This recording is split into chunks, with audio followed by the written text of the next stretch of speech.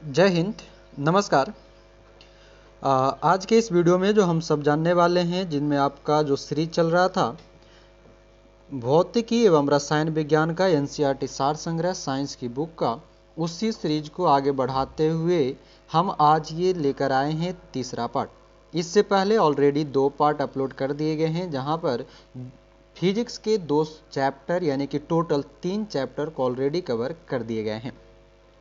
इस बुक में कुछ खास बात यह है कि हमारा कराने का मकसद ये था कि इसमें बहुत सारे ऐसे पॉइंट हैं जो हम अन्य सभी किताब जो पढ़ते हैं, कॉमनली जो बुक यूज करते हैं, हर किसी के पास होता है, उस बुक से हट करके बहुत सारे पॉइंट यहाँ पर ऐड किए गए हैं। इसलिए ये हमारा पॉइंट जो है और जो बुक है ये हमारे लिए इम्पॉर्टेंट हो जाता है। और बहुत सारे लोगों का हमेशा ये मैसेज और हमें व्हाट्सएप पे कमेंट भी आता रहा कि सर इसे किसी भी प्रकार से, जिस प्रकार से आपने क्रॉन का पूरी बुक कराया था उसी तरह से इसको भी करा दिया जाए। इसी को हम आप लोगों के ही कहने पर इस सीरीज को शुरू किए हैं। और तो इसके लिए हमें आपका सपोर्ट चाहिए, हमें आपका प्यार चाहिए। तो हमें उम्मीद रहेगा कि आपका सपोर्ट और प्यार हमें इसी ही तरह मिलता रहेगा।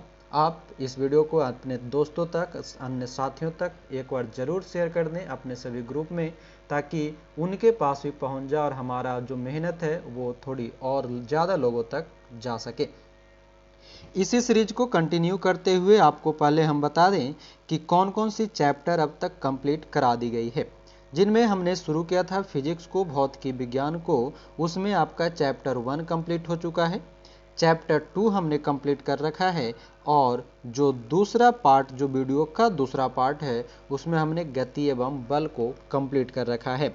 आपको जानकर यह भी अच्छा लगेगा कि हम जिस भी चैप्टर को पढ़ते हैं उसके आखिरी में कुछ महत्वपूर्ण प्रश्न दिए रहते हैं। आप देख सकते हैं हर एक चैप्टर के आखिरी में प्रश्न दिए रहते हैं, जिसको आप अगर आखिरी में लगाते हैं तो आपके अंदर एक कॉन्फिडेंस बिल्डअप होता है और आपको ऐसा लगता है कि हाँ, हमने अभी इस चीज़ को पढ़ा है। और उसी समय आप प्रश्न को लगाते हैं तो आपके माइंड में वो प्रश्न जो है क्लिक करती है और अक्सर हमेशा के लिए वो याद रहता भी है। तो आपको आज फिर हम कहेंगे, इस वीडियो में आपको फिर से हम बताएंगे कि आज जो हम चैप्टर पढ़ने वाले हैं वह पढ़ेंगे कार्य, ऊर्जा एवं शक्ति। आप इस वीडियो को देखने के बाद, इस चैप्टर को पढ़ने के बाद अपने आप में ये रियलाइज करेंगे और हमें कमेंट में ज़रूर बताएंगे कि क्या इस चैप्टर का जो पॉइंट है वो किसी अन्य जो बुक्स हैं उससे कुछ अलग क्या आपको दिखाई दिया या नहीं। कमेंट में ज़रूर बताएंगे। तो देखिए, इस में भी हम आखिरी में आपको क्या कराएंगे, महत्वपूर्ण प्रश्न कराएंगे। तो आप हमारे साथ बने रहेंगे और पूरी वीडियो को उम्मीद है आप आखिरी तक देख करके जाएंगे। इसलिए हमने प्रयास किया है कि इसको छोटे छोटे एक एक चैप्टर में ही बनाया जाए, ताकि आप जब देखें तो एक चैप्टर को, चाहे वो 1 घंटा का हो या आधा घंटा का हो या फिर ज़्यादा से ज़्यादा जाता है कोई भी चैप्टर तो 70 से 80 मिनट का जाएगा। तो आप उतना देर आराम से देखेंगे। एक बार में एक चैप्टर कंप्लीट कीजिए। आप अगर उसी चैप्टर को बुक के माध्यम से अगर पढ़ना शुरू कर देंगे खुद से, तो आप ज़्यादा से ज़्यादा समय लगा सकते हैं। तो आइए चलते हैं डायरेक्ट हम चैप्टर पे। ये रहा हमारा चैप्टर 4, कार्य, ऊर्जा, शक्ति यानी कि वर्क, एनर्जी एंड पावर। तो अब आपका काम सिर्फ ये है कि आप ध्यानपूर्वक इस चीज़ को समझेंगे।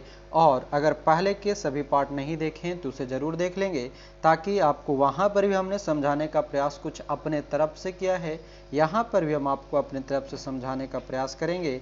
तब आप ध्यान से इसे सुनिए, पढ़िए और समझेंगे। आइए देखते हैं, हम सबसे पहले जानेंगे कार्य को लेकर के। कार्य आखिर होता क्या है, वर्क आखिर होता क्या है। कार्य की बात करें तो कार्य कहा जाता है कि यह एक भौतिक क्रिया है जिसमें किसी पिंड पर बल लगाकर उसके मूल स्थान से विस्थापित किया जाता है। यानी कि कोई भी पिंड है उसको एक स्थान से उठाकर हम बल की सहायता से दूसरे स्थान पर जब अगर पहुंचा दें तो उसे हम कहते हैं कार्य करना। और इस पर क्या होता है कि इसके लिए 2 आवश्यक तत्व माने जाते हैं। एक, पिंड पर आरोपित बाह्य बल और दूसरा पिंड का विस्थापन। ये दोनों ध्यान में रखेंगे। पहला क्या कि external force applied on the object और दूसरा पिंड का विस्थापन यानी कि डिस्प्लेसमेंट ऑफ द ऑब्जेक्ट। आज का क्लास जो है ज़्यादा से ज़्यादा 30 से 45 मिनट का जाएगा, ज़्यादा लंबा ये नहीं होगा। 4 से 5 पेज की ही है, जिसको आप अगर खुद करते रहे होंगे तो मालूम चलता 1.5 से 2 घंटा भी आप निपटा सकते थे, है ना। तो आइए देखिए, कहता है कि किसी पिंड पर बल लगाने पर पिंड का विस्थापन बल की दिशा में और बल की दिशा में एक निश्चित कोण बनाते हुए भी हो सकता है। इसे विस्थापन के बल की दिशा के अनुदिश घटक यानी कि cos थीटा से प्रदर्शित किया जाता है, जहां थीटा जो है बल एवं विस्थापन की दिशा के मध्य का कोण बताता है। तो ये ध्यान रख लेंगे कि किसी भी पिंड पर लगने वाले जो पिंड का विस्थापन होगा वही उसकी दिशा के बीच निश्चित कोण बनाता है। कार्य की गणना देखेंगे कैसे होता है। कार्य की गणना की बात करें तो कहता है कि किसी वस्तु पर किया गया कार्य उस वस्तु पर आरोपित बल तथा बल की दिशा में किसी निश्चित कोण पर हुए विस्थापन के परिमाणों का गुणनफल होता है। और कार्य बराबर क्या होता है, बल गुना बल की दिशा में एक निश्चित कोण पर विस्थापन। इसीलिए हम ये फॉर्मूला याद रखेंगे, W बराबर F into D cos theta, जहाँ पर D क्या है, बल की दिशा में एक निश्चित कोण पर विस्थापन जो कि कॉस थीटा के रूप में होगा। आगे है हमारा कार्य का एसआई मात्रक जूल होता है, जिसे हम 1 से यानी कि J से डिनोट करते हैं, J से प्रदर्शित करते हैं। कार्य का मात्रक जो है एक अन्य मात्रक होता है, वह होता है न्यूटन मीटर, इसे भी ध्यान रखेंगे। कार्य का दूसरा मात्रक होता है न्यूटन मीटर। यानी कि यदि किसी वस्तु पर 1 न्यूटन बल लगाने पर बल की दिशा में वस्तु का विस्थापन 1 मीटर हो तो किया गया कार्य 1 जूल होगा। क्या समझे, यदि किसी वस्तु पर 1 न्यूटन बल लगाने पर बल की दिशा में वस्तु का विस्थापन 1 मीटर हो तो किया गया कार्य 1 जूल होगा। और सीजीएस प्रणाली में कार्य का मात्रक अर्ग भी होता है और 1 जूल बराबर होता है 10⁻7 अर्ग। ये ध्यान रखेंगे। अगला हमारा किए गए कार्य की प्रकृति यानी कि नेचर ऑफ वर्क डन, ये किस आधार पे होता है। तो कहता है कि जब किसी पिंड पर बल लगाया जाता है तो उस बल द्वारा किया गया कार्य या तो वो धनात्मक होगा या ऋणात्मक होगा या शून्य हो सकता है। आइए जानते हैं धनात्मक कार्य क्या होगा, यानी कि पॉजिटिव वर्क। यानी कि किसी पिंड पर आरोपित बल की दिशा तथा पिंड के विस्थापन की दिशा के मध्य जो न्यून कोण है, यानी कि जो न्यूनतम कोण होता है 0 डिग्री से अधिक परंतु 90 डिग्री से कम हो तो किया गया कार्य धनात्मक कार्य दर्शाता है। यानी कि आप कोई भी पिंड को और उस पर जो बल लगाते हैं वो 0 डिग्री से ज़्यादा और 90 डिग्री से कम में आप लगाते हैं तो हमारा काम क्या होगा, पॉजिटिव वर्क के रूप में जाना जाएगा। आगे आते हैं, जैसे देखिए यहाँ पर धनात्मक कार्य के बारे में जो आपको समझाया है, यहाँ पर आपको आधार पे यानी कि जो थीटा मान रखा है वो 0 से ज़्यादा और 90 से कम के बीच का है। इस कारण से यहाँ पर फॉर्मूला जो अप्लाई किया है F into D cos theta का, जो कि धनात्मक मान यहाँ पर आपको दिख रहा होगा। आइए देखते हैं, कहता है कि किसी वस्तु को ऊपर उठाना, मेज पर रखी पुस्तक को खिसकाना, कुली द्वारा ट्रेन में सामान चढ़ाना, ये सभी धनात्मक कार्य के उदाहरण हैं। धनात्मक कार्य यानी कि पॉजिटिव वर्क यह दर्शाता है कि पिंड पर आरोपित बल पिंड की गति का समर्थन करता है, अर्थात उसकी गति में सहायक होता है। ये इंपॉर्टेंट पॉइंट रहेगा। कार्य का अधिकतम मान क्या होता है, कहता है यदि पिंड पर आरोपित बल तथा उसके विस्थापन की दिशाओं के मध्य 0 डिग्री का कोण हो तो किए गए कार्य का मान अधिकतम होगा। क्या कहना चाह रहा है कि यदि पिंड पर लगाया गया कोई बल जो है उसके विस्थापन की दिशा के बीच में 0 डिग्री का कोण बना दे तो वो मान क्या होगा, अधिकतम माना जाएगा। यानी कि वर्क बराबर F into D cos theta, F into D cos theta बराबर F into D cos 0 degree बराबर F इंटू डी इंटू 1, यानी कि FD या कॉस 0 का मतलब 1 होता है, मान होता है। ट्रिगो में मैथ में आप सब पढ़े होंगे। तो वही कह रहा है कि यदि 0 का कोण बना दे तो कार्य का मान क्या हो जाएगा, अधिकतम हो जाता है। तो ध्यान रखेंगे।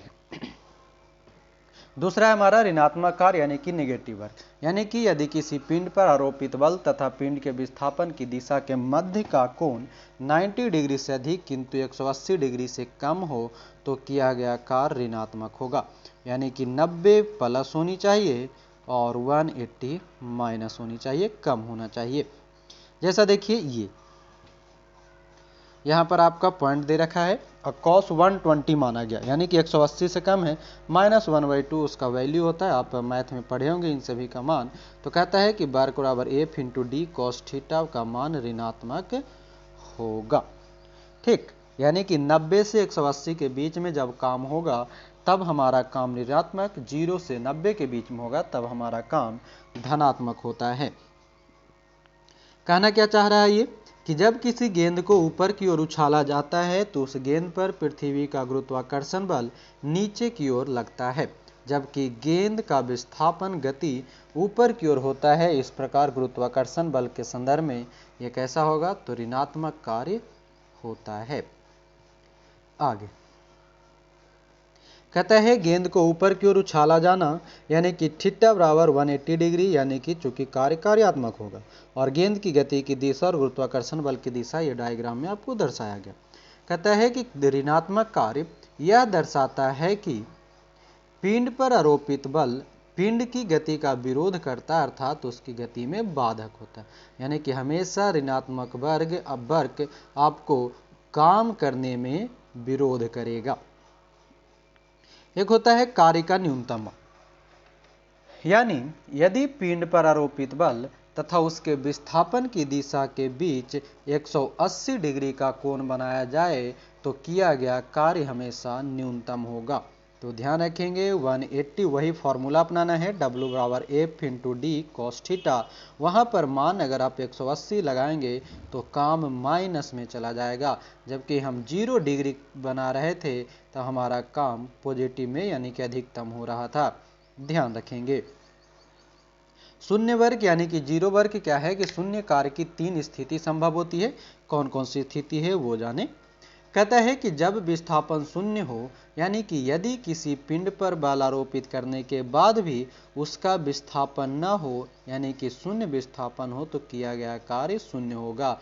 यानी कि मान लिया जाए आप किसी दीवार को धक्का दे रहे हैं और धक्का देने के उपरांत आपने उस दीवार को किसी भी प्रकार से हिला नहीं पाया, तब आपका काम क्या है, विस्थापन शून्य हुआ, यानी कि आपका कार्य शून्य होगा, यानी कि आप नल्ला बैठे हुए हैं, यानी कि किसी भी काम के नहीं हैं, ये कहना चाहता है। दूसरा कहता है कि जब आरोपित बल शून्य हो, यानी कि यदि किसी वस्तु पर शून्य बल आरोपित हो रहा हो परंतु फिर भी उसका विस्थापन हो रहा हो, तब भी कार्य शून्य होगा। यानी कि किसी वस्तु पर बल जो है शून्य है लेकिन उसका विस्थापन हो रहा है, तब भी कार्य शून्य होगा। ऐसा नहीं है कि आपका बल लग रहा है और विस्थापन हो रहा है तब आपका कार्य है। जब बल शून्य हो जाएगा तो आपका विस्थापन होने के बाद भी कार्य शून्य ही होगा। ये बढ़िया पॉइंट है, इसको याद रखेंगे। तीसरा है कि बल एवं विस्थापन की दिशाएं परस्पर लंबवत हो, यानी कि यदि पिंड पर आरोपित किए गए बल की दिशा और पिंड के विस्थापन की दिशा के बीच में 90 डिग्री का कोण हो, तब किया गया काम तब भी शून्य होगा। यानी कि शून्य की स्थिति 3 अवस्था में बनता है।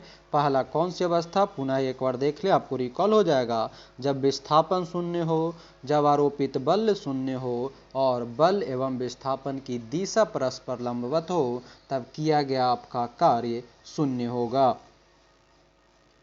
ये देखिए आपको यहाँ पर दिया गया है 90 डिग्री, यानी कि 0 बराबर 0। कार्य और ऊर्जा के कुछ वैकल्पिक मात्रक दिए गए हैं जूल में, तो ये ध्यान रखेंगे अक्सर पूछे जाते हैं। कौन कौन सी हैं, एक अर्ग बराबर आपका 10⁻⁻7 जूल, याद रखेंगे। एक इलेक्ट्रॉन वोल्ट 1.6 इंटू 10⁻⁻19 जूल। एक कैलोरी बराबर होता है 4.184 जूल, जबकि 1 किलो कैलोरी बराबर 4184 जूल, है ना। एक वाट घंटा 360 जूल, यानी कि 3.6 मेगा जूल, मेगा जूल में 3.6। एक किलो वाट आवर यानी कि KWH बराबर 3.6 इंटू 10⁻6 जूल, और 1 किलो वाट घंटा बराबर 3.6 गुने 10⁻6 न्यूटन मीटर के बराबर होता है। आइए देखते हैं आगे क्या कहता है। ऊर्जा, ऊर्जा यानी कि एनर्जी। कहता है किसी वस्तु, मशीन, मनुष्य अथवा किसी अन्य जीव द्वारा कार्य करने की क्षमता को ऊर्जा कहते हैं। किसी वस्तु, मशीन, मनुष्य अथवा किसी अन्य जीव द्वारा कार्य करने की क्षमता को हम ऊर्जा कहते हैं। और कार्य के समान ऊर्जा का मात्रक भी जूल है। कार्य के समान ऊर्जा का मात्रक भी हम जूल ही जानते हैं। और ऊर्जा कैसी राशि है? तो अदिश राशि है, जिसका एसआई मात्रक जूल होता है ना। अदिश और सदिश राशि हमने पहले चैप्टर में पढ़ा था, तो अगर आपने वो नहीं देखा है तो वहाँ पर जरूर देख लेंगे। ऐसे आपको नॉर्मली पता होनी चाहिए कि जो सदिश होता है उसमें परिमाण और दिशा दोनों होते हैं, जबकि अदिश में सिर्फ परिमाण होते हैं, है ना। आगे है ऊर्जा के प्रकार यानी कि टाइप्स ऑफ एनर्जी। ऊर्जा जो कि विभिन्न वस्तुओं में पाई जाती है, इसलिए ऊर्जा के विभिन्न स्वरूप हैं, जैसे यांत्रिक ऊर्जा यानी मैकेनिकल एनर्जी, रासायनिक ऊर्जा यानी केमिकल एनर्जी, विद्युत ऊर्जा यानी इलेक्ट्रिकल एनर्जी, नाभिकीय ऊर्जा यानी न्यूक्लियर एनर्जी और ऊष्मीय ऊर्जा यानी थर्मल एनर्जी। कहता है ऊर्जा के विभिन्न स्वरूप को समग्र रूप से दो वर्ग में विभाजित किया जाता है, ये ध्यान रखेंगे। कौन कौन सी? एक गतिज ऊर्जा, दूसरा स्थितिज ऊर्जा। ठीक, आप समझिएगा गतिज ऊर्जा।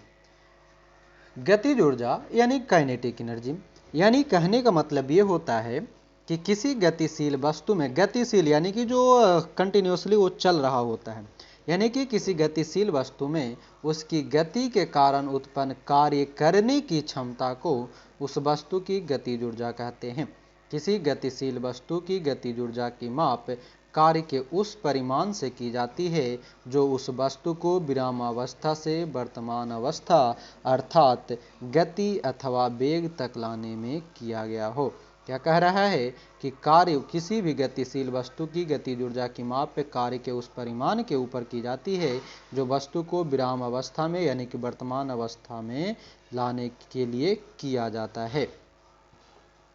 कहता है गतिज ऊर्जा द्रव्यमान तथा उसकी चाल तथा वेग के वर्ग के गुणनफल के आधे के बराबर होता है। द्रव्यमान, चाल और वेग का गुणनफल वह को आधा, यानी कि एक फॉर्मूला देख सकते हैं आप, काइनेटिक एनर्जी बराबर हाफ mv², यही होता है। गतिज ऊर्जा से युक्त वस्तुएं, चलते वाहन की ऊर्जा, गतिशील हवा की ऊर्जा, दोलन करता हुआ दोलक, चाबी भरी घड़ी, ये सभी क्या है? गतिज ऊर्जा के उदाहरण माने जाते हैं। यदि पिंड का द्रव्यमान दोगुना कर दिया जाए तो पिंड की गतिज ऊर्जा भी दोगुनी हो जाएगी, और यदि पिंड का द्रव्यमान घटाकर आधा कर दिया जाए तो उसकी गतिज ऊर्जा भी आधी हो जाएगी। पॉइंट को ध्यान में रखेंगे। क्या कहा कि यदि पिंड का द्रव्यमान दुगना कर देंगे तो पिंड की गतिज ऊर्जा भी दुगनी हो जाएगी। यदि पिंड का द्रव्यमान आधा कर देंगे तो गतिज ऊर्जा भी आधा होगी, यानी कि ये दोनों जो है एक दूसरे के समानांतर समान अनुपात में चलने वाला है। द्रव्यमान दुगना, गतिज ऊर्जा दुगना, द्रव्यमान आधा, गतिज ऊर्जा भी आधा। क्लियर? आगे देखिए क्या कहा कि यदि किसी गतिशील पिंड का वेग बढ़ाकर दोगुना कर दें तो गतिज ऊर्जा 4 गुनी। अब ध्यान देना है, जब हम द्रव्यमान बढ़ा रहे थे तब जितना बढ़ा रहे थे 2 गुना, तो गतिज ऊर्जा भी 2 गुना बढ़ रहा था। मगर जब हम वेग को बढ़ा रहे हैं, किसको? वेग को, तो जब हम 2 गुना बढ़ाते हैं तब हमें गतिज ऊर्जा 4 गुना प्राप्त होता है, यानी कि गतिज ऊर्जा 4 गुनी हो जाएगी। और यदि पिंड का वेग घटाकर आधा कर दिया जाए तो उसकी गतिज ऊर्जा 1/4 रह जाती है। पिंड का वेग हम क्या करेंगे? घटाकर आधा कर देंगे तो उसकी गतिज ऊर्जा भी क्या हो जाएगा? 1/4 हो जाएगा। सीधे 1/4 की मार्जिन आ जाता है। तो दोनों पॉइंट ध्यान रखेंगे, द्रव्यमान के उपरांत में और वेग के उपरांत में। अब फिर से एक बार नजर डाल लीजिए क्या कह रहा था। क्लियर है? आगे बढ़ते हैं। दूसरा जो है हमारा है स्थितिज ऊर्जा, जिसे हम पोटेंशियल एनर्जी कहते हैं, यानी कि किसी पिंड की विशिष्ट स्थिति अथवा विशिष्ट संरचना के कारण उस पिंड में संचित ऊर्जा स्थितिज ऊर्जा कहलाती है और इसे Pe अथवा U से प्रदर्शित किया जाता है। किससे? Pe अथवा U से प्रदर्शित करता है। कहने का मतलब क्या है? स्थितिज ऊर्जा का मापन, यानी कि माना A में द्रव्यमान का एक पिंड पृथ्वी तल से h ऊंचाई तक ले जाया जाता है। m द्रव्यमान है, हाइट h है, पिंड को ऊपर ले जाने की क्रिया में पिंड पर लगे गुरुत्व बल यानी कि F बराबर mg के विरुद्ध कार्य करता है। F जो है बराबर mg यानी कि उसके विपरीत काम करेगा और यह कार्य ही पिंड में स्थितिज ऊर्जा के रूप में संचित हो जाता है, जैसा कि यहाँ पर जो दर्शाया गया है ना। ये m है, इसको m द्रव्यमान वाले पिंड को पृथ्वी तल से h ऊंचाई पर ऊपर लेके गया तो क्या हो गया कि स्थितिज ऊर्जा यहाँ पर आकर संचित हो चुका है। आगे देखिए क्या कहता है, पिंड की स्थितिज ऊर्जा बराबर पिंड के गुरुत्व बल यानी कि F बराबर mg के विरुद्ध h ऊंचाई तक उठाने में किया गया कार्य। पिंड की स्थितिज ऊर्जा बराबर क्या होगा कि पिंड के विरुद्ध जो गुरुत्व बल है उसके विरुद्ध में हम h ऊंचाई तक यानी कि कोई वस्तु है पृथ्वी पर से उसको आप ऊपर की ओर जितना उठा रहे हैं वही हमारा स्थितिज ऊर्जा कहलाएगा, यानी कि U बराबर पिंड का भार इंटू ऊंचाई यानी कि U बराबर mgh। आगे स्थितिज ऊर्जा से युक्त वस्तु कहता है कि किसी ऊंचाई पर टंकी में एकत्रित जल, जो वाटर टैंक बोलते हैं, ऊपर में जो रहता है पानी टंकी, उसका बात कर रहा है। पृथ्वी से ऊंचाई पर रखे पत्थर के टुकड़े में स्थितिज ऊर्जा, धनुष की कमान खींचने पर उसमें संचित स्थितिज ऊर्जा, ये सभी इसके महत्वपूर्ण उदाहरण हैं। कहते हैं स्थितिज ऊर्जा के प्रमुख स्थितिज ऊर्जा के प्रकार जो हैं निम्नलिखित हैं। क्या क्या? गुरुत्वीय स्थितिज ऊर्जा, प्रत्यास्थ स्थितिज ऊर्जा और स्थिर विद्युत स्थितिज ऊर्जा। देखिए क्या कहता है, स्थितिज ऊर्जा तथा गतिज ऊर्जा में अंतर दोनों समझिएगा, बहुत ही इंपॉर्टेंट टेबल है। स्थितिज ऊर्जा कहता है क्रियाशील ऊर्जा नहीं है, यानी कि काम का निरंतरता नहीं है, जबकि गतिज ऊर्जा क्रियाशील है।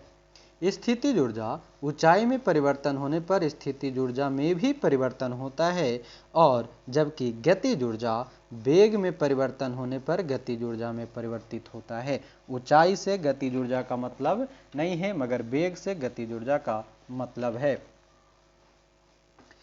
फिर कहता है कि ऊंचाई पर विरामावस्था में स्थित पिंड में केवल स्थिति ऊर्जा संबंधित होगा, संचित होगा। ऊंचाई पर अगर विराम की अवस्था में रुका हुआ कोई भी पिंड है तो उसमें स्थिति ऊर्जा संचित रहेगा, जबकि गतिज ऊर्जा क्या कहता है कि ऊंचाई पर अवस्थित गतिशील पिंड में स्थितिज तथा गतिज ऊर्जा दोनों मौजूद होगी। मोस्ट इंपॉर्टेंट लाइन है, पॉइंट है इसका।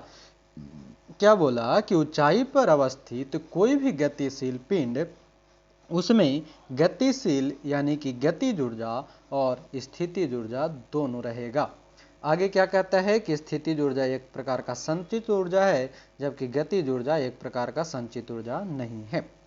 स्थितिज ऊर्जा किसी मानक स्थिति के सापेक्ष होती है, जबकि गतिज ऊर्जा किसी स्थिति पर निर्भर नहीं करता है। तो ये 4-5 पॉइंट थे, उसको आप पुनः एक बार आप अपनी नज़रों से देख लें और उसके बाद आप आगे बढ़ेंगे। आराम आराम से हम आपको इसलिए करा रहे हैं ताकि आप पढ़े कम मगर समझे ज़्यादा, है ना। चलिए अगला है हमारा गुरुत्वीय स्थितिज ऊर्जा यानी कि ग्रेविटेशनल पोटेंशियल एनर्जी। कहता यूं है कि किसी वस्तु की गुरुत्वीय स्थितिज ऊर्जा उस कार्य के बराबर होती है जो गुरुत्वाकर्षण बल के विरुद्ध उस वस्तु को पृथ्वी तल से उच्चतम स्थिति तक ले जाने में किया जाता है। पृथ्वी तल पर उस वस्तु की स्थितिज ऊर्जा को शून्य माना जाता है।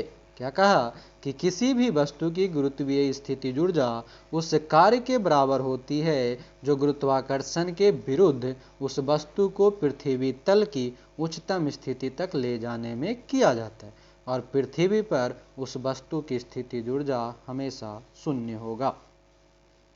अगला है प्रत्यास्थ स्थितिज ऊर्जा यानी कि इलास्टिक पोटेंशियल एनर्जी, यानी किसी वस्तु में उसकी आकृति अथवा विन्यास यानी कि कॉन्फ़िगरेशन जो होता है, यानी किसी वस्तु में उसकी आकृति अथवा विन्यास के कारण संचित ऊर्जा प्रत्यास्थ स्थितिज ऊर्जा होगा, यानी कि आकृति के अनुसार। जैसे स्प्रिंग के वो खींचने पर, घड़ी की चाबी भरने पर उसमें संचित ऊर्जा। दूसरा है स्थिर विद्युत स्थितिज ऊर्जा, यानी कि विद्युत आवेशित कण एक दूसरे को आकर्षित तथा प्रतिकर्षित करते हैं, अर्थात विद्युत आवेशित निकायों में स्थितिज ऊर्जा होती है, जिसे स्थिर विद्युत स्थितिज ऊर्जा कहते हैं। आगे है, यदि आवेश विपरीत प्रकार के हैं तो उनके मध्य आकर्षण बल होता है, और यदि आवेश समान प्रकार के हैं तो वे एक दूसरे को प्रतिकर्षित करता है। आवेश विपरीत रहेगा आकर्षण करेगा, और आवेश विपरीत यानी कि एक दूसरे के समान रहेगा तो प्रतिकर्षित करेगा, है ना। यानी कि कहने का मतलब ये है कि आकर्षण और विकर्षण की क्रिया उस तरह से नहीं समझ में आए तो मेल का फीमेल से आकर्षण, फीमेल का मेल से आकर्षण जो होता है वो ऐसा नहीं कि फीमेल का फीमेल से, मेल का मेल से आकर्षण, वो ऐसा नहीं, है ना। कहता है कि प्रतिकर्षण बल के विरुद्ध कार्य करने पर निकाय की स्थिर विद्युत स्थितिज ऊर्जा में वृद्धि होगी। आगे हमारा ऊर्जा संरक्षण का नियम, law of conservation of energy, यानी कि ऊर्जा संरक्षण के नियम के अनुसार क्या होता है, तो कहा जाता है कि ऊर्जा न तो उत्पन्न की जा सकती है और न ही नष्ट की जा सकती है, परंतु ऊर्जा यह केवल एक रूप से दूसरे रूप में रूपांतरित यानी कि कन्वर्ट की जा सकती है।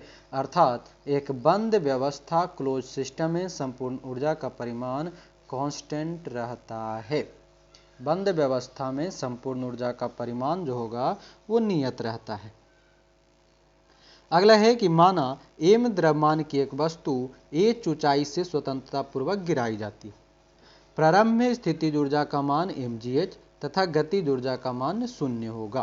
क्या बोला कि यदि एम द्रव्यमान की एक वस्तु एच ऊंचाई से यानी कि ऊपर से स्वतंत्रता पूर्वक गिराया जाएगा तो पहले तो की स्थितिज ऊर्जा का मान mgh तथा गतिज ऊर्जा का मान यानी कि दोनों 0 होगा। इसलिए एच ऊंचाई पर वस्तु की गतिज ऊर्जा 0 होगी। वस्तु से नीचे गिरने पर स्थितिज ऊर्जा में कमी आएगी जबकि गतिज ऊर्जा में वृद्धि होगा। जैसे जैसे वो निरंतरता से नीचे की ओर आएगा स्थितिज ऊर्जा कमेगी जबकि गतिज ऊर्जा बढ़ेगा। न्यूनतम बिंदु पृथ्वी सतह पर पहुंची वस्तु की गतिज ऊर्जा अधिकतम हो जाएगी तथा स्थितिज ऊर्जा 0 हो जाएगा। इस प्रकार स्थितिज ऊर्जा प्लस गतिज ऊर्जा इक्वल टू नियत यानी कि कांस्टेंट। बात समझ गए। मान लीजिए दो पिंड है, दोनों पिंड को हम नीचे की ओर छोड़े, ये आपका U यानी कि स्थितिज ऊर्जा है और ये आपका mgh है, मतलब कि गतिज ऊर्जा। जब ये पिंड नीचे की ओर निरंतर आ रहा था तो इसमें क्या हो रहा था कि इसकी जो ऊर्जा थी वो नीचे आते आते कम हो गया, जबकि गतिज ऊर्जा वाली पिंड जो है इसकी ऊर्जा नीचे आते आते बढ़ गई, यानी कि गतिज ऊर्जा अधिकतम जबकि स्थितिज ऊर्जा न्यूनतम हो जाता है। और इसी कारण कहा जाता है कि जहाँ पर स्थितिज ऊर्जा और गतिज ऊर्जा रहेगा वहाँ पर नियत हो जाएगा। कहने का मतलब यह है कि गतिज ऊर्जा और स्थितिज ऊर्जा के योग को ही हम यांत्रिक ऊर्जा यानी कि मैकेनिकल एनर्जी कहेंगे। आगे क्या है, ऊर्जा रूपांतरण या स्थानांतरण यानी कि एनर्जी ट्रांसफॉर्मेशन। जब कोई कारक किसी वस्तु पर कार्य करता है तो उसमें संचित ऊर्जा अपने मूल रूप से किसी अन्य प्रकार की ऊर्जा में परिवर्तित हो जाती है तथा जिस वस्तु पर कार्य किया गया है उसकी ऊर्जा में वृद्धि हो जाती है। इसका अर्थ यह है कि कार्य करने में ऊर्जा का स्थानांतरण होता है। जब हम कार्य करेंगे तो ऊर्जा एक न एक रूप में किसी न किसी तरह से वो ट्रांसफर हो जाएगा। जैसे देखिए, एक तरफ आपका युक्ति यानी कि कुछ न कुछ यंत्र दिए गए हैं और दूसरी तरफ ऊर्जा का रूपांतरण है जो अक्सर पूछा जाता है। क्या क्या है, विद्युत हीटर। विद्युत हीटर में ऊर्जा क्या होता है कि विद्युत ऊर्जा को उष्मीय ऊर्जा में बदल देता है। उष्मा कहीं पर समाप्त नहीं हो रहा या प्राप्त हो रहा, वो एक दूसरे में ट्रांसफर हो रहा। लाउड स्पीकर ये विद्युत ऊर्जा को ध्वनि ऊर्जा में बदल देता है। डायनमो यांत्रिक ऊर्जा को विद्युत ऊर्जा में बदल देगा। कार की बैटरी रासायनिक ऊर्जा को विद्युत ऊर्जा में बदल देगा। फेंके गए पत्थर की ऊर्जा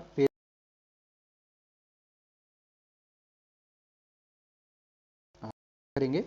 ये कभी कभी जो ये गूगल की कौन सी असिस्टेंट आती है ना, ये आकर के हमेशा परेशान करते रहती है ना। आइए, क्या कीजिएगा, असिस्टेंट का काम ही होता है परेशान करना। तो देखिए हम क्या कर रहे थे, शायद आवाज़ अगर कट गया होगा तो देखेंगे कि फेंके गए पथ की ऊर्जा पेशीय ऊर्जा से गतिज ऊर्जा में, वाष्प इंजन ऊष्मीय ऊर्जा को गतिज ऊर्जा में, जलता हुआ कोयला रासायनिक ऊर्जा को ऊष्मीय ऊर्जा में बदलने का काम करता है। फिर हमारा विद्युत सेल जो रासायनिक ऊर्जा को विद्युत ऊर्जा में बदल देगा। विद्युत अपघटन विद्युत ऊर्जा को रासायनिक ऊर्जा में बदलेगा, ध्यान रखेंगे, विद्युत अपघटन विद्युत ऊर्जा को रासायनिक ऊर्जा में, जबकि विद्युत सेल रासायनिक ऊर्जा को विद्युत ऊर्जा में, जबकि विद्युत बल्ब विद्युत ऊर्जा को प्रकाश एवं ऊष्मीय ऊर्जा में। बिजली का चूल्हा विद्युत ऊर्जा को ऊष्मीय ऊर्जा में, बिजली का पंखा विद्युत ऊर्जा को यांत्रिक ऊर्जा में बदलेगा, टरबाइन जो है यांत्रिक ऊर्जा को विद्युत ऊर्जा में बदलेगा, पवन चक्की यांत्रिक ऊर्जा को विद्युत में बदलेगा, विद्युत चुंबक विद्युत ऊर्जा को विद्युत चुंबक में चुंबकीय ऊर्जा में बदलेगा, परमाणु बम रासायनिक ऊर्जा को नाभिकीय ऊर्जा में बदलेगा, माइक्रोफोन विद्युत ऊर्जा को ध्वनि ऊर्जा में बदलेगा, सितार यांत्रिक ऊर्जा को ध्वनि ऊर्जा में बदलेगा। और भी हैं मोमबत्ती जो कि रासायनिक ऊर्जा को प्रकाश एवं ऊष्मीय ऊर्जा में, ऊंचाई से गिरते पत्थर स्थितिज ऊर्जा को गतिज ऊर्जा में, रेडियो एक्टिव तत्व का विघटन नाभिकीय ऊर्जा को प्रकाश ऊर्जा तथा ध्वनि ऊर्जा में बदलेगा। बिजली की घंटी विद्युत ऊर्जा को ध्वनि ऊर्जा में बदलने का काम करेगा। आगे बढ़ते हैं, चलिए अगला हमारा ऊर्जा के विभिन्न रूप यानी कि वेरियस फॉर्म्स ऑफ एनर्जी। सबसे पहला है हमारा सौर ऊर्जा, छोटे छोटे पॉइंट होंगे मगर ये इंपॉर्टेंट रहेंगे। सौर ऊर्जा यानी सोलर एनर्जी जो कि सूर्य द्वारा उत्सर्जित ऊर्जा को ही हम सौर ऊर्जा कहते हैं, जैसे सोलर कुकर, सोलर पैनल, ये सभी सौर ऊर्जा पर ही आधारित उपकरण हैं। नाभिकीय ऊर्जा न्यूक्लियर एनर्जी, रेडियोधर्मी पदार्थों के नाभिकों के विखंडन अथवा संलयन से मुक्त ऊर्जा को नाभिकीय ऊर्जा कहते हैं, जैसे यूरेनियम, थोरियम। आप हमें कमेंट में क्या बता सकते हैं कि थोरियम का उत्पादन भारत में सबसे ज़्यादा कहाँ होता है और थोरियम का अयस्क एक प्रमुख कौन सा है वो हमें बताएंगे। उम्मीद करेंगे आप ज़रूर बताएंगे, है ना। कमेंट आप जो कमेंट करते हैं उससे आपके अन्य साथी भी सीखते हैं। जब अगर उनको नहीं पता होता है तो ज़रूर कमेंट चेक करते हैं और आप भी कमेंट चेक किया करेंगे किसी भी पॉइंट को लेकर के, तो वहाँ पर आपको इन सभी के आंसर दिखाई दे देंगे। कोई ना कोई दोस्त आपके देख लेते हैं या आंसर किए रहते हैं, तो आप भी आंसर कीजिए ताकि आपके दोस्त और भाई बहन को इसकी फ़ायदा मिल सके। आप इसका आंसर ज़रूर करेंगे। आइए यांत्रिक ऊर्जा। यांत्रिक ऊर्जा कहता है कि वस्तु की गतिज ऊर्जा तथा स्थितिज ऊर्जा को ही संयुक्त रूप से यांत्रिक ऊर्जा कहते हैं, यानी कि गतिज और स्थितिज ऊर्जा दोनों मिल जाए तो यांत्रिक ऊर्जा। जैसे चाबी भरी हुई घड़ी, फेंके गए पत्थर, खींचा हुआ तार, ये सभी यांत्रिक ऊर्जा है। अगला हमारा प्रकाश ऊर्जा ऑप्टिकल एनर्जी, वह ऊर्जा जिसके कारण हमें वस्तु दिखाई देती है प्रकाश ऊर्जा कहलाती है, जैसे सूर्य एवं विद्युत बल्ब द्वारा उत्पन्न प्रकाश। अगला हमारा रासायनिक ऊर्जा, यानी कि किसी रासायनिक प्रक्रिया में मुक्त की गई ऊर्जा को रासायनिक ऊर्जा कहते हैं, जैसे कोयला, पेट्रोलियम आदि में संचित ऊर्जा। शक्ति यानी कि अगला हम जो जानने वाले हैं वह पावर जानेंगे, यानी कि आप में कितनी पावर है, वो कहते हैं ना ये पावर की लड़ाई है। तो आइए जानते हैं पावर क्या है। कि किसी कारक यानी कि मशीन, व्यक्ति अथवा पशु आदि से के कार्य करने की दर, आप किस स्पीड से काम करते हैं वो आपका शक्ति अथवा सामर्थ्य कहलाता है, और इसे ही हम P से डिनोट करते हैं, प्रदर्शित किया जाता है। कहता है कि शक्ति को प्रति इकाई समय में उपभोग की गई अथवा स्थानांतरित की गई ऊर्जा की मात्रा के रूप में भी परिभाषित किया जाता है। यानी कि कैसा, तो शक्ति को प्रति इकाई समय में उपभोग की गई अथवा स्थानांतरण की गई ऊर्जा की मात्रा के रूप में परिभाषित किया जाता है, जैसे विद्युत बल्ब की शक्ति, विद्युत मोटर की शक्ति। शक्ति का मापन हम किस आधार पर करेंगे, तो कहा जाता है कि किसी व्यक्ति अथवा यंत्र द्वारा किए गए कुल कार्य को उससे कार्य में लगने वाले समय से विभाजित करने पर प्राप्त भागफल उस व्यक्ति अथवा यंत्र की शक्ति कहलाता है। शक्ति बराबर क्या है, कार्य अथवा ऊर्जा बटा समय, यानी कि P बराबर W/T, जहाँ P क्या है शक्ति, W क्या है किया गया कार्य अथवा स्थानांतरित ऊर्जा की मात्रा, और T क्या है समय, यानी कि P बराबर W/T। याद रखेंगे क्या क्या है, P आपका शक्ति है, W क्या है किया गया कार्य है, या फिर जो हम ऊर्जा ट्रांसफर करेंगे वो भी हमारा कार्य ही कहलाएगा, और समय। चूंकि कार्य बराबर क्या होता है, बल गुने विस्थापन हम लोग जाने थे, वेग बराबर होता है विस्थापन बटा समय, यानी कि शक्ति बराबर बल गुना वेग भी होता है। शक्ति बराबर कार्य भी होगा, यानी कि सॉरी बल भी होगा और वेग भी होगा, यानी कि शक्ति बराबर बल गुना वेग होता है। आइए आगे चलते, शायद ये आखिरी पेज होगा हम लोग का, उसके बाद क्वेश्चन आंसर आएंगे, क्वेश्चन आंसर जरूर लगा के जाएंगे आप। क्या कहता है शक्ति? शक्ति एक अदिश राशि है, आप समझ चुके होंगे अदिश क्या है, यानी कि जिसमें परिमाण होती है, दिशा की कोई जरूरत नहीं होती है, जिसका मूल मात्रक जूल पर सेकेंड है, यानी कि जूल प्रति सेकेंड, अथवा शक्ति का मात्रक वाट होता है। 1 वाट बराबर 1 जूल पर सेकेंड होता है। आइए अब हम अंतर समझते हैं कि ऊर्जा और शक्ति में अंतर क्या है, एनर्जी और पावर में अंतर क्या है उसको जानते हैं। कहता यूं है कि किसी वस्तु के कार्य करने की क्षमता को हम ऊर्जा कहते हैं, ठीक, जबकि शक्ति क्या कहता है कि किसी वस्तु के कार्य करने की दर यानी कि रेट को हम क्या कहेंगे? शक्ति कहेंगे। जो क्षमता है, इफिशियंसी आपकी है, वो इफिशियंसी आपका ऊर्जा है, जबकि रेट आपका शक्ति है। दूसरा क्या कहता है कि ऊर्जा का मान समय पर निर्भर नहीं होता। आप जितना मन है सोए हुए ऊर्जा लगाए रहो, दिन भर सोए रहो, उससे मतलब नहीं है, एनर्जी आपका जा रहा। जबकि पावर यूं होता है जो एक समय पर, नियत समय पर जो लगा होता है, उसे हम पावर कहते हैं, शक्ति कहते हैं। यानी कि शक्ति हमेशा समय के अनुरूप काम करता है। जैसे आपने सुना होगा, अगर आप किसी भी खास करके डिफेंस सेक्टर में पुलिस वगैरह की रनिंग करने जाते हैं, तो आपको बोला जाता है 5 मिनट में दौड़ने के लिए 1600 मीटर, है ना। तो 5 मिनट में 1600 मीटर दौड़ने के लिए आप अगर 5 मिनट में ये 1600 दौड़ जा रहे हैं, तब आपका पावर है, शक्ति है। अगर आप यही 1600 मीटर 25 मिनट में दौड़ रहे, या 1 घंटा में दौड़ रहे, कि 1 दिन में दौड़ रहे, 2 दिन में दौड़ रहे, ये आपका एनर्जी है। समझ गए? तो ये होता है पावर और एनर्जी में अंतर। आगे क्या कहता है? ऊर्जा का एसआई मात्रक जूल है, जबकि शक्ति का एसआई मात्रक जूल प्रति सेकंड, क्योंकि यहाँ पर समय भी निर्भर करता है, इसलिए शक्ति का एसआई मात्रक जूल पर सेकंड होता है, यानी कि वाट होता है। आगे बढ़ते हैं, यहाँ पर दी गई है शक्ति के विभिन्न मात्रक, जो याद रखेंगे पूछा जाता है। एक अश्वशक्ति हॉर्स पावर बराबर 746 वाट, 1 वाट बराबर 0.001340 अश्वशक्ति, यानी कि 1/746 अश्वशक्ति। 1 वाट बराबर 1 जूल पर सेकेंड, यानी कि 0.239 कैलोरी पर सेकेंड। 1 किलोवाट घंटा 3.6 इंटू 10⁶ जूल, यानी कि 1.340 अश्वशक्ति। और 1 मेगावाट बराबर 10 लाख वाट, यानी कि 10⁶ वाट बराबर 1340.48 अश्वशक्ति। सामर्थ्य तथा वेग में संबंध क्या कहता है कि यदि किसी वस्तु या पिंड पर एक नियत बल यानी कि F लगाने पर वस्तु का बल की दिशा में विस्थापन d हो, तो कार्य बराबर F इंटू डी, तथा किसी कारक द्वारा t सेकेंड में W कार्य होता है, तो सामर्थ्य बराबर P बराबर W बाई टी, यानी कि P बराबर F into D by T. यदि V बराबर D बाई टी हो तो P बराबर F भी होता है। तो ये था आपका चैप्टर, जो कि समाप्त हो चुका है।